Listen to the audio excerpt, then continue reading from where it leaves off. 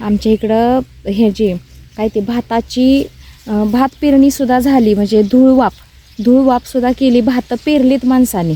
25 मेपासून पेरायला सुरुवात होतं. 2 जूनला पूर्ण भाताची पेरणी झालेली आहे. पण असा वर बघायला लागतंय, पण पाऊस काय अजून आलेला नाही. असं कडक ऊन आहे का नाही, जरा वारं भरपूर सुटतंय, आबाळ येतंय.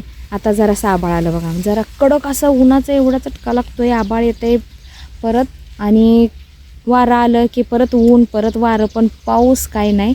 अशी नुसती वाटच बघायला लागते की आता कधी पाऊस येणार. भाताची पेरणी तर करून झाल्या सगळ्यांची, धुळवाप वगैरे केल्या, शेंगा फोडून ठेवलेत. भुईमुग टोकायचं आहे, पण आता कधी पाऊस असा भुईमुग टोकण्यासाठी गरगरीत रान भिजावं लागतं, मग भुईमुगाची टोकणी होती. नाहीतर काय होतं, अर्धवट वल लागली, एखादा उगवतो एखादं उगवत नाही. आणि पाखरं ते शेंगदाण्याच्या डाळी खातात, मग भुईमुग पाहिजे असा येतच नाही.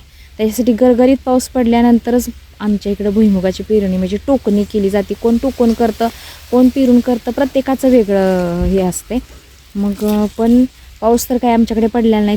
तुमच्याकडे खरंच पाऊस पडला असेल तर मला कमेंट करून सांगा, पण आमच्याकडे पाऊस पडलेला नाही. तर चला, आता पाला काढून झाला आहे, आता वजं बांधायचं आहे, दूध गाडी याचा टायमिंग झाला आहे. तर माझा व्हिडिओ तुम्हाला कसा वाटला मला कमेंट करून सांगा.